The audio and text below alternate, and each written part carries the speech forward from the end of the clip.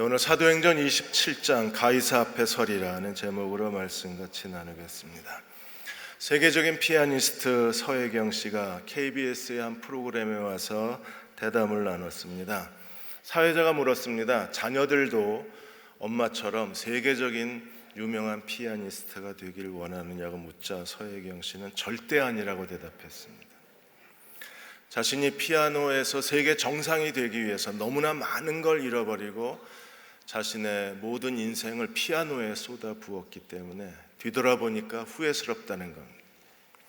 정상에 오르기 위해서 너무나 많은 걸 잃어버려서 그래서 우리 아이들은, 자녀들은 행복했으면 좋겠다. 그냥 평범하게 자기 인생을 살면서 행복한 삶을 누렸으면 좋겠다고 했습니다.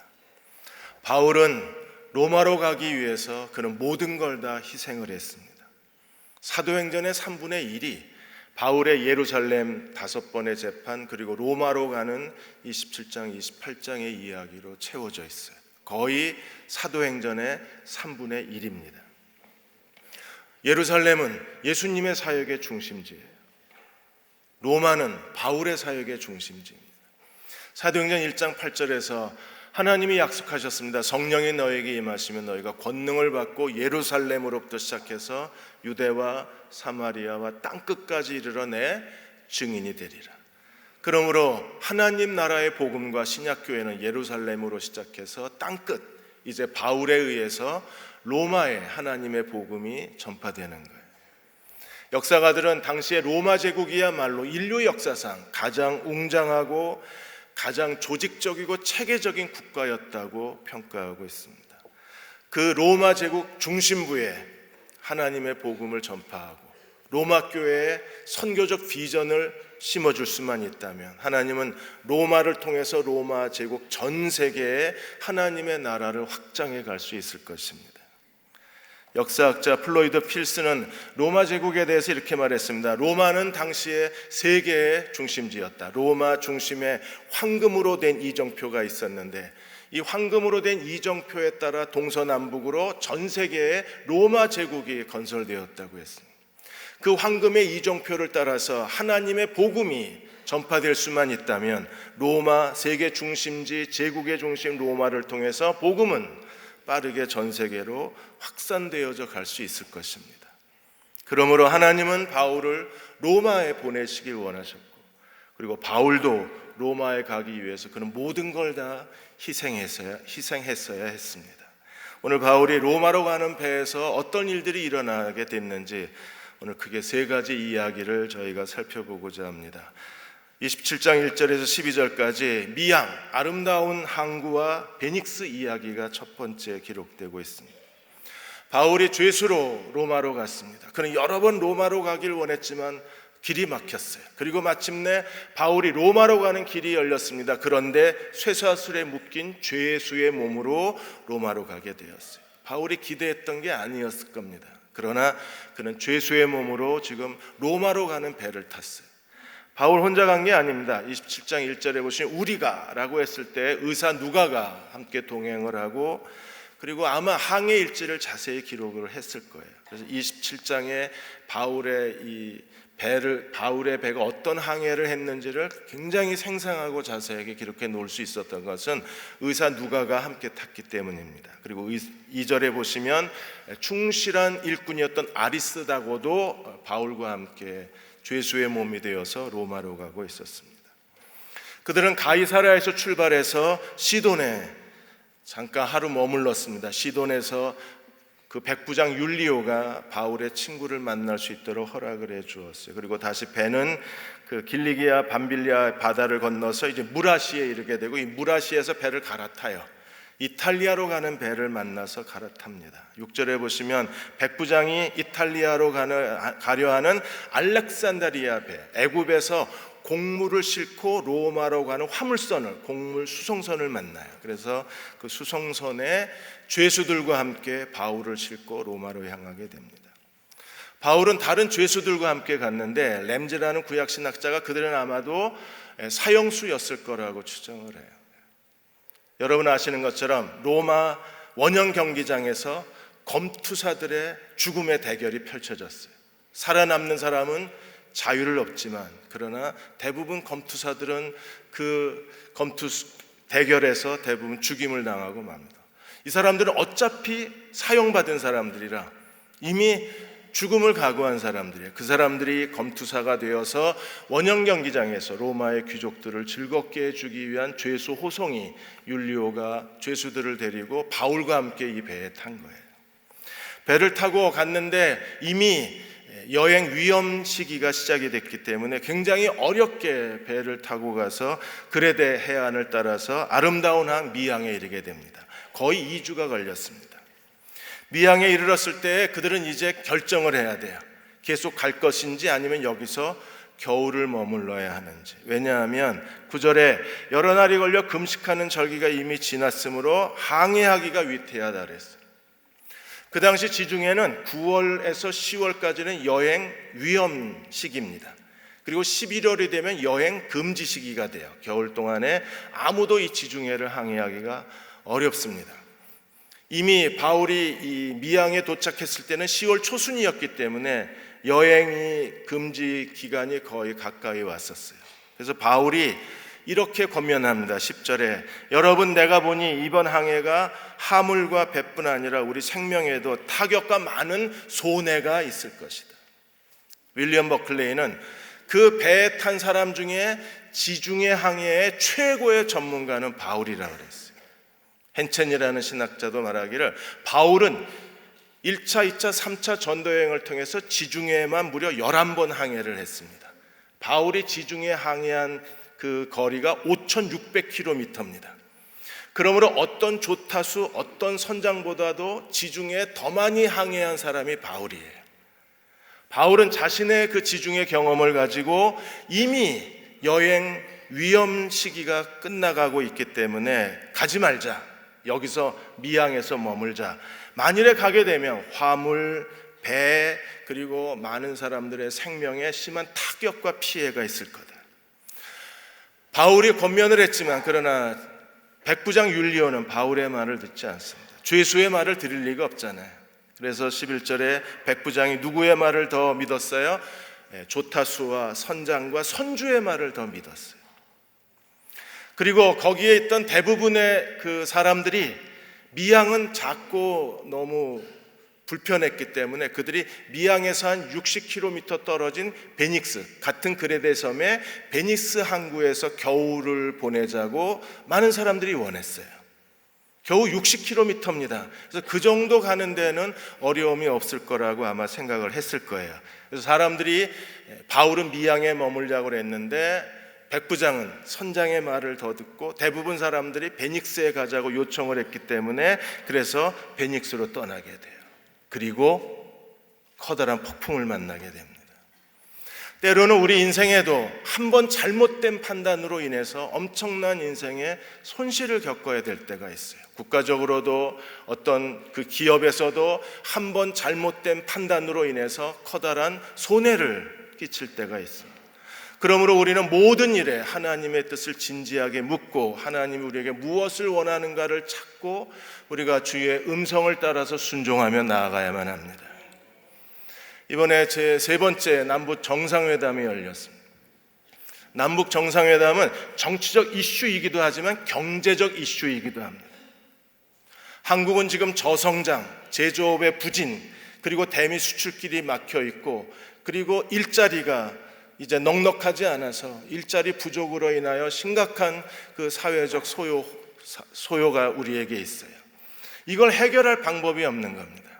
만일에 북한도 지금 핵을 포기하지 않으면 경제적으로 북한이 해결할 방법이 없는 거예요. 그러므로 남북 정상회담은 남북 경제 문제이기도 합니다. 그 중에 대표적인 게 남북 철도에 대한 문제입니다. 2016년도에 삼성이 러시아 철도청하고 MOU를 맺었습니다.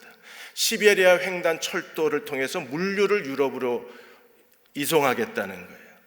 배를 타고 유럽으로 물건을 수송하면 50일이 걸립니다. 그런데 시베리아 횡단 철도를 이용해서 그 삼성의 물건을 유럽으로 이송하면 18일이면 충분합니다. 물류적으로도 굉장히 큰 이익을 얻을 수 있는 거예요. 만일에 남과 북이 철도가 연결이 되어서 한국 땅에서부터 시베리아 횡단 철도가 연결되고 중국의 실크로드의 중국 횡단 철도가 연결이 돼서 유럽으로 빠져나갈 수만 있다면 한국 경제에 굉장히 큰 도움이 될 거라는 거예요. 이미 한반도 땅에는 1905년도에 일본에 의해서 경부선이 설치가 되고 1906년도에 경의선이 설치가 됐어요. 그리고 흉희선이라고 해서 부산에서 신의주까지가 하나의 철도였습니다. 그리고 1911년도에 압록강 철도가 개설이 되면서 압록강을 건너서 만주 땅으로 철도가 이어져 갔었어요. 이 6.25 전쟁이 일어나서 이 철도가 중단에 끊어진 겁니다. 만일에 다시 이어질 수만 있다면 우리는 유라시아 대륙과 한반도 땅이 연결이 되는 거예요. 이건 경제적으로도 매우 중요한 협상이 될 것이고 우리에게 또 다른 기회가 될 것입니다. 우리는 기도해야 합니다. 문재인 대통령과 또 김정은 위원장과 트럼프 대통령이 올바른 판단을 내려야 돼요. 이게 북미 협상에서 제대로 성과가 나면 우리는 이 남북 철도만 제대로 연결이 돼도 한국 경제는 숨통이 트일 거예요. 잘못된 판단을 내리지 않도록 우리는 온 마음을 다해서 기도해야 합니다.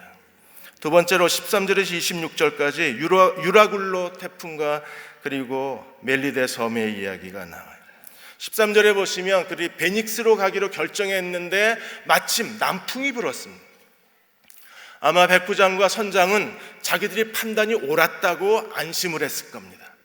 그러나 얼마 가지 않아서 14절에 그 그레데 섬 산봉우리에서 쏟아져 내려오는 유라굴로 광풍이 배를 덮쳐버렸습니다. 유라굴로라는 것은 동풍과 북풍이 합쳐진 말입니다. 그래서 이 북동풍이 거대한 북동풍이 바울이 탄 배를 삼켜버렸어요.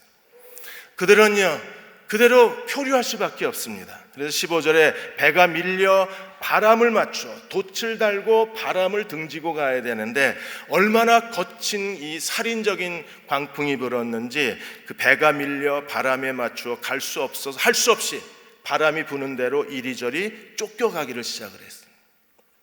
그러다가 가우디라는 작은 섬을 만나자 그들은 서둘러 이 작은 섬에서 뒤에 큰 배 뒤에 구명보트 하나가 뒤따라왔었는데 이것 때문에 다른 사람들이 큰 배가 위험해질 수 있으니까 제일 먼저 그들이 한 일이 뭐냐면 뒤에 구명 작은 배를 서둘러 배 위에다 올려놓고 배에다 묶어버린 거예요.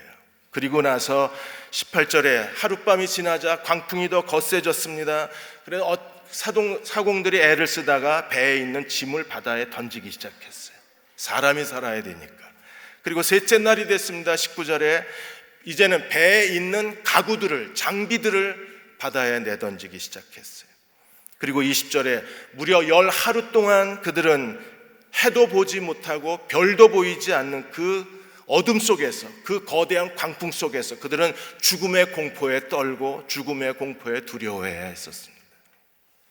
무려 14일간 그들은 이 거친 유라굴로 태풍 한가운데에서 앞으로 갈 수도 없고 뒤로 도망갈 수도 없고 꼼짝없이 배에서 그들은 죽음을 기다리는 신세가 됐어요. 하나님은 어떻게 하셨을까요? 하나님께서 바울에게 나타나셔서 이렇게 말씀하셨습니다. 21절에 바울이 제일 먼저 한 말이 뭐였어요?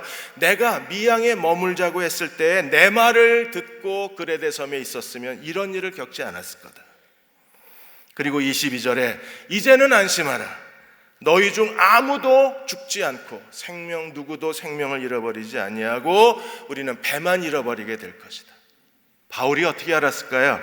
23절에 내가 섬기는 하나님의 사자가 어젯밤 내 곁에 서서 말하되 24절 바울아 두려워하지 말라. 네가 가이사 앞에 서야 하겠고 또 하나님께서 바울을 구원하시려면 누구를 구원하시나요? 바울과 같이 있는 사람들을 다 구원하시는 거예요. 그래서 또 하나님께서 너와 함께 항해하는 다른 사람을 다 내게 맡겼느니라. 23장 11절에서 하나님이 그 예루살렘에 바울 그 살해하려는 사람들이 바울을 죽이려고 했을 때 주님이 한밤중에 나타나셔서 바울에게 뭐라 그러셨어요? 두려워 말라. 네가 로마에서도 나를 증언하여야 하리라.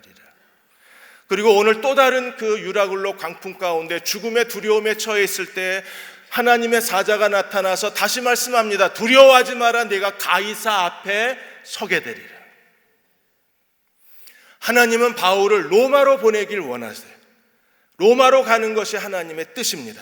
그가 하나님의 뜻대로 순종해서 로마로 가는 한 어떤 유로글로 강풍도, 어떤 절망도, 어떤 위험도 바울을 가로막지 못합니다. 하나님은 그런 유로글로 광풍 가운데서도, 삶의 절망 가운데서도 하나님은 바울을 하나님이 원하시는 곳으로 데려가시고 하나님의 뜻을 이루게 하시는 분이시기 때문입니다. 오늘 우리에게 다 자신만의 로마가 있습니다. 자신에 대한 하나님의 계획이 있고, 그리고 찾아낸 계시된 하나님의 뜻이 있습니다. 그 자기 인생에 성취해야 할 하나님의 과업이 있습니다.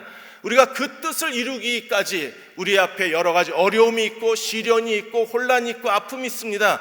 그리고 유라굴로 광풍이 우리를 덮칩니다. 모든 게 다 부셔지고 다 깨지고 없어지는 것처럼 보입니다. 그러나 하나님은 여전히 우리에게 똑같은 말씀을 하실 거예요. 두려워하지 마라. 내가 가이사 앞에 반드시 서게 하리라.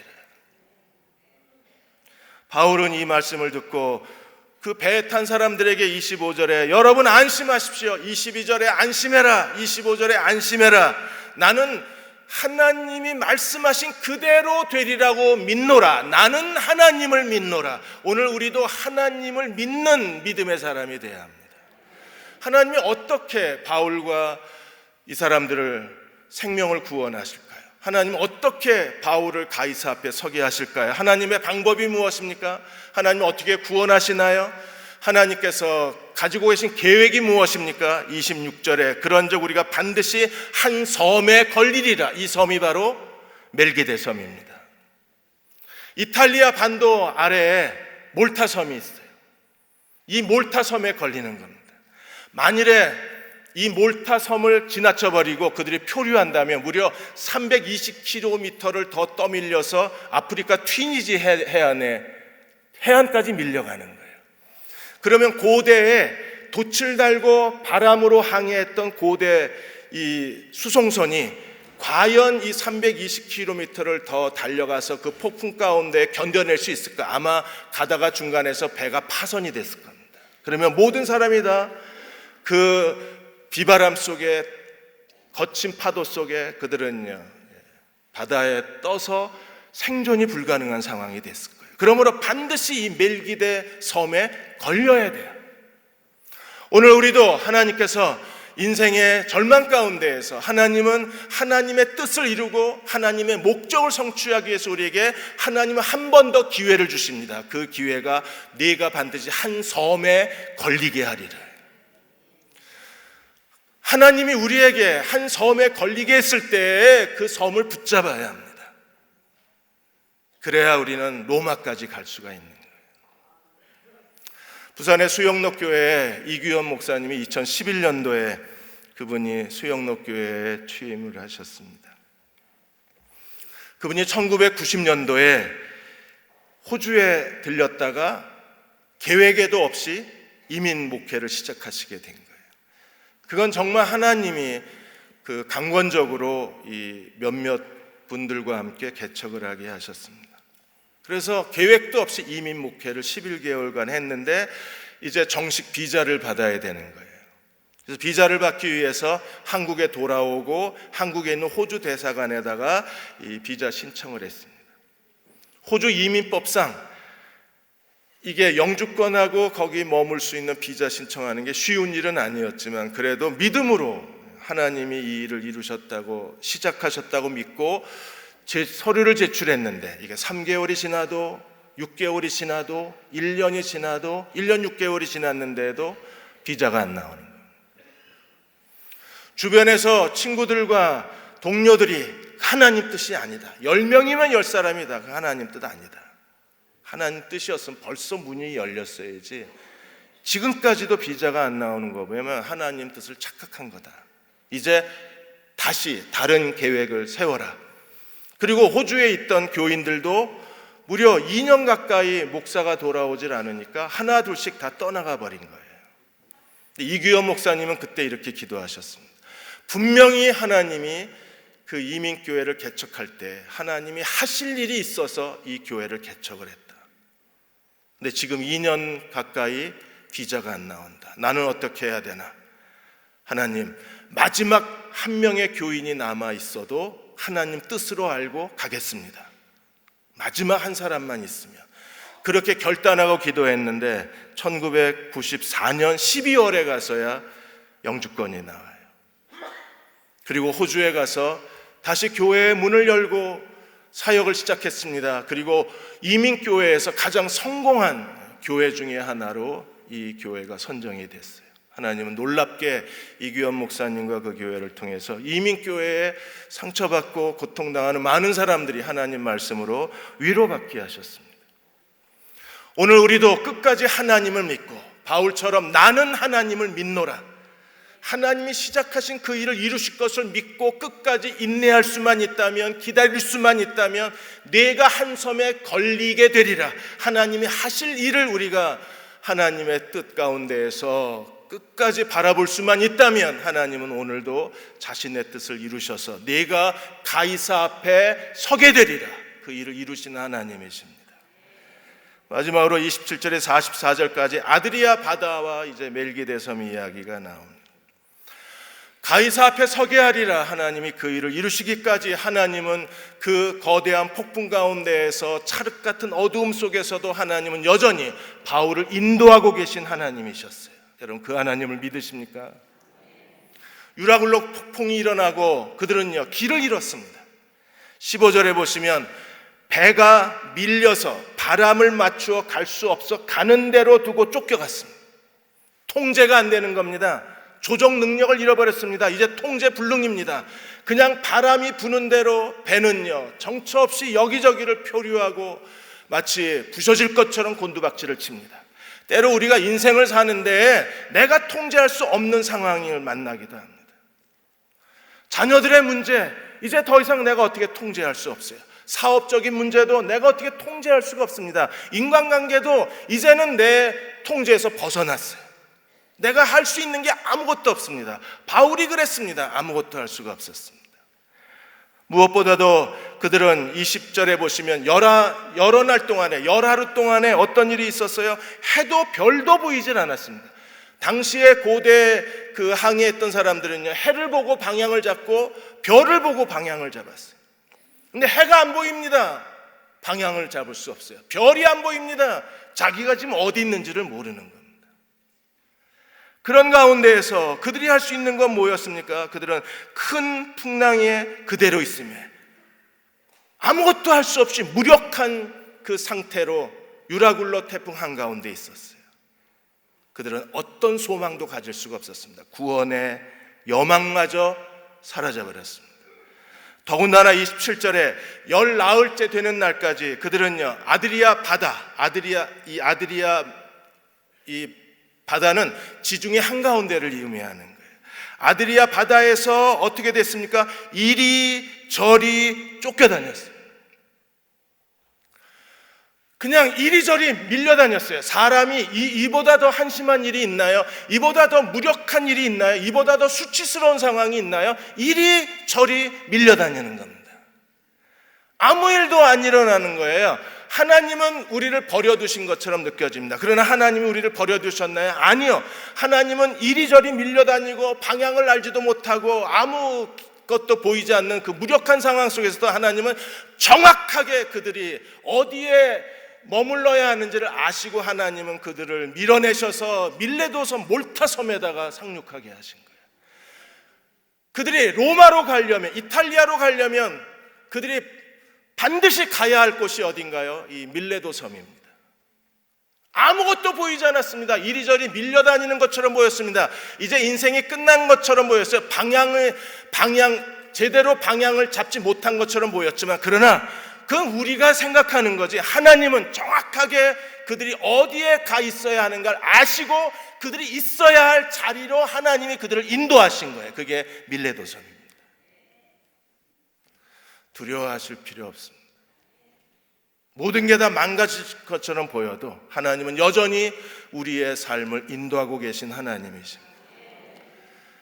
우리가 자동차에서 어디를 가려면요 내비게이션을 킵니다. 휴대폰에서도 GPS를 킵니다. GPS는 이 하늘 2만 킬로미터의 항공을 6개 구역으로 나누고 6개 구역마다 4개의 인공위성이 떠요. 그래서 24개의 인공위성이 우리의 포지셔닝을 잡아주는 겁니다. 여러분이 GPS를 켜고 어디에 가기 위해서 주소를 입력하는 순간에 여러분 머리 위에 있는 가장 가까운 4개의 인공위성이 작동을 합니다. 그리고 신호를 보내서 정확하게 내가 어디에 있는가 관제탑을 통해서 내가 있는 위치를 확인하고 내가 가야 할 위치를 확인해 주는 거예요. 그리고 거기까지 가는 최적의 길을 안내해 주는 게 내비게이션, GPS 시스템입니다. 여러분, GPS는요, 우리가 목적한 곳에 반드시 갈 수 있게 안내해 주는 거예요. 우리는 대단한 사람입니다. 적어도 우리가 내비게이션을 켜는 순간에 우리 위에서 4개의 인공위성이 작동을 하니까 여러분은 인공위성을 작동시키고 사는 거예요. 그리고 내비게이션이 우리에게 안내할 때 사거리에서 좌회전하라고 하면 여러분 좌회전하지 말고 가보시죠. 무조건 이 내비게이션 아줌마 말 듣지 말고 무조건 한 10km 쫙 가보세요. 그 다음에 어떻게 되나? 내비게이션은 기어이 우리를 좌회전하라고 그러고 유턴하라고 그러고 도르라고 그러고 기어이 우리가 목적한 곳을 알려주는 게 내비게이션.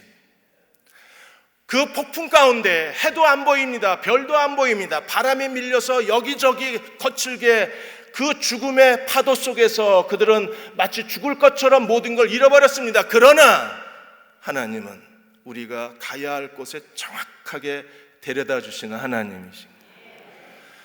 이제 한 섬에 상륙하게 될 것을 바울이 준비해야 합니다. 그래서 제일 먼저 바울이 한 게 선원들부터 붙잡습니다. 선원들이 육지가 가까이 온 걸 알고 막대기를 넣어보니까 20길, 30분 가서 넣으니까 15길, 이제 육지가 점점 가까이 왔어요. 그러자 선원들이 자기들만 살겠다고 이 구명보트 거룻배를 내리고 도망치려고 하는 걸 바울이 잡습니다. 아무도 몰랐는데 바울이 이들을 잡아내요. 그래서 31절에 바울이 백부장과 군인들에게 이르되 이 사람들 선원들이 배에 있지 아니하면 우리가 구원을 얻을 수 없다. 섬에 도착해서 모든 276명이 살아나려면 전문가의 도움이 있어야 합니다. 육지에 상륙하려면 선원들의 도움이 없이는 배가 육지에 부딪혀 다 깨질 수가 있으니까 선원들의 도움이 필요합니다. 그래서 바울은 선원들이 도망가려는 걸 알고 이 사람들이 없으면 우리 다 죽는다. 그래서 선원들을 붙잡아요. 어떻게 잡았습니까? 도망가는 거룻배를 군인들이 끊어서 바다에다 버립니다. 그리고 이제 육지에 도착하기 전에 해야 될 또 하나 중요한 일이 있습니다. 그게 뭔가요? 먹어야 돼요. 지난 14일 동안 아무것도 먹지를 못했습니다. 그래서 34절에 음식 먹기를 권하노니 이것이 너희의 구원을 위하는 것이요 너희 중 머리카락 하나라도 잃어버릴 사람이 없다. 먹자 이제. 하나님 우리를 구원하실 거다. 그래서 35절에 떡을 가지고 축사했습니다. 마치 성찬식을 하듯이 떡을 가지고 축사를 했어요. 그래서 예수님을 믿었던 바울과 일행들은 아마 성찬을 했을 것이고 나머지 배의 사람들은 즐겁게 식사를 했을 겁니다. 그래서 36절에 그들도 다 안심하고 먹었어요. 이건 알렉산드리아 곡물 수송선입니다. 먹을 거는 배 밑에 창고에 얼마든지 있습니다. 그래서 그들은 음식을 만들어서 배가 부르게 먹고 그 다음에 어떻게 했어요? 전부 곡물을 바다에 버렸습니다. 왜요? 땅에 상륙하려면 배가 가벼워야 되기 때문에 다 버렸어요. 그리고 그들이 이 밀레도 섬에 상륙을 했는데 그 항해학자 한 분이 이 밀레도 섬에 바울이 상륙한 정확한 지점을 찾아냈어요. 제임스 스미스라는 분이 암초가 많고 그 다음에 경사진 해안로에 항구가 있고 그 다음에 2개의 물이 겹치는 협곡 지점을 찾아내서 거기에 이름을 성 바울의 해변이라고 이름을 붙였어요. 세월이 오래 지나서 지형은 약간 변했지만 이 사도행전 27장의 그 지형의 특성이 그대로 남아있는 거예요. 그래서 바울이 밀레도 섬에 상륙한 게 사실이라는 확증이 된 거예요. 두 물이 만나는 곳에 41절에 두 물이 만나는 곳에 배를 댔습니다. 그리고 배가 더 이상 들어갈 수 없게 된 상황에서 큰 물이 밀어닥치면서 배가 깨지가 되자 또 한 번 위기가 닥칩니다. 로마의 그 군대법에 로마 군인이 죄수를 호송하는데 죄수가 도망가면 죄수의 형벌을 군인이 받아야 돼요. 그래서 로마 군인들은 죄수를 놓치질 않습니다. 왜냐하면 죄수를 놓치는 순간에 그 형량을 자기가 치러야 되기 때문에. 더군다나 이 배에 탄 사람들은 다 사형수예요. 도망가면 자기가 죽는 겁니다. 그러자 로마 군인들이 어떻게 하려고 했어요? 42절에 죄수가 헤엄쳐서 도망할까 하여 차라리 다 죽이려고 그랬습니다. 겨우 유라굴로 태풍 가운데에서 하나님이 그들을 도우셔서 살아났는데 이제 또 한 번 죽음의 위기가 오는 거예요. 이번엔 누가 살립니까? 43절에 백부장이 바울을 구원하기 위해서 그 뜻을 막고 군인들의 이 명령에 대해서 군인들의 요구를 막아버리고, 그래서 모든 사람이 다 안전하게 밀레도 섬에 상륙하게 했어요. 헤엄칠 줄 아는 사람들은 헤엄쳐서 가고, 저처럼 헤엄치지 못하는 사람들은 널빤지 잡고 섬에 상륙하게 했어요. 그래서 44절에 마침내 사람들이 다 상륙하여 구조되었더라. 하나님은 바울을 가이사 앞에 세우길 원하시고, 그리고 모든 이 죽음의 위기에서 바울을 건져내신 하나님이십니다. 바울은 가이사 앞에 재판을 받을 뿐 아니라 그는 로마 제국의 심장부에서 하나님의 복음을 전해야 하는 거예요. 사랑하는 여러분, 오늘 우리도 하나님이 주신 뜻과 하나님의 목적과 하나님이 주신 사명을 따라 우리가 순종하고 나아가면, 어떤 장애물이 있고 어떤 어려움이 있어도 우리가 끝까지 순종하면 하나님 우리를 보호하시고 하나님 우리를 돌보셔서 우리를 인도하셔서 하나님의 뜻을 이루게 하신 하나님이십니다. 양화진에 갔을 때 많은 사람들이 가장 많이 들리는 그 선교사님 무덤이 루비 레이첼 캔드릭 선교사님 무덤입니다. 이 루비 레이첼 캔드릭 선교사님은 양화진에 그 무려 15개 나라의 417명의 선교사와 선교사 자녀와 선교를 도운 사람들의 그 외국인 묘지가 있는데, 가장 많이 한국인들이 이 루비 캔드릭 선교사의 무덤을 찾는다고 했습니다. 루비 캔드릭 선교사는 1907년에 한국에 왔어요. 그래서 개성 학교에서 영어하고 기도회를 인도하다가 9개월 만에 급성 맹장염으로 하나님의 부르심을 받습니다. 불과 9개월. 루비 캔드릭 선교사가 항상 자기가 주변 사람들에게 했던 말이 뭐냐면, 나에게 1000개의 목숨이 있다면 1000개의 목숨을 조선을 위해서 바치고 싶다고 대답을 했습니다. 1000개의 목숨이 있다면 1000개의 목숨을 조선을 위해서 하나님께 드리겠다. 그녀에게 바울은 조선이었고 1000개의 목숨에 바칠 만한 것도 조선이었고, 그녀가 살아있어야 할 이유도 조선 땅이었습니다. 그런데 불과 9개월 만에 하나님이 그녀를 데리고 가신 거예요. 장례 예배 때 왓슨 선교사가 이렇게 설교했습니다. 그녀가 이렇게 서둘러 하나님이 데려가신 거에 대해서 우리는 이해할 수 없다. 하나님이 하신 일을 전혀 이해할 수 없다. 그러나 한 가지 분명한 것은 하나님께서 루비 레이첼 캔드릭 선교사를 통해서 시작하신 그 일을 하나님이 이루실 것이라는 확신이라 그랬어요. 그분이 시작하신 일은 그분이 이루시는 겁니다. 레이첼 선교사를 보낸 그 청년회에서 12만 불을 모금해서 한국에 보냈고, 그리고 이 캔드릭 선교사의 뒤를 이어서 자기가 그 뒤에 조선 선교를 담당하겠다고 청년 몇이 자신의 모든 걸 포기하고 한국 땅에 선교사로 왔어요. 하나님 시작하신 일은 하나님 이루실 것입니다. 우리가 지금 아무것도 보이지 않고 비틀거리는 것 같고 이리저리 떠밀려 다니는 것 같지만, 그러나 결국에 하나님 목적하신 곳에 이르게 될 것입니다. 그 믿음으로 사시는 저와 여러분 되시기를 주의 이름으로 축원합니다. 다 일어나셔서 549장입니다. 1절하고 3절 부르겠습니다.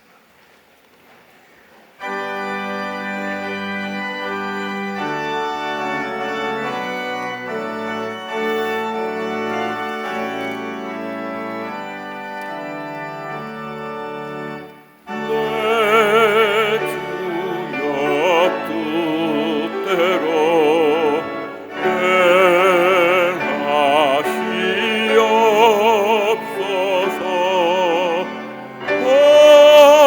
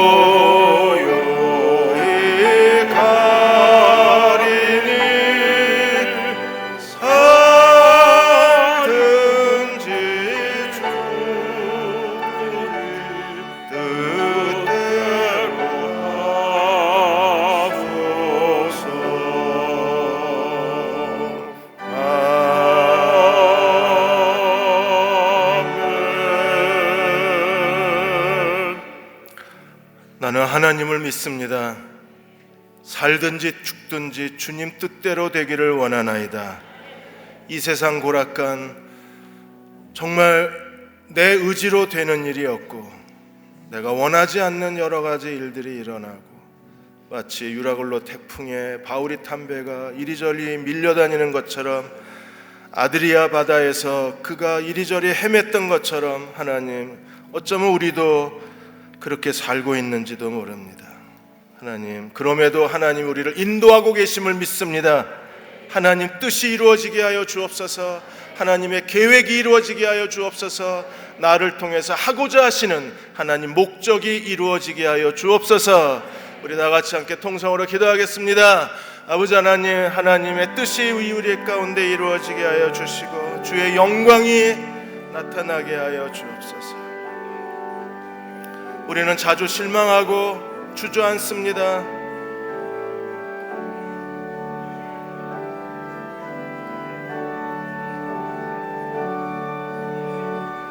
하나님 앞에 끝까지 순복하지 못하고 도리어 하나님의 일을 그르치기도 합니다.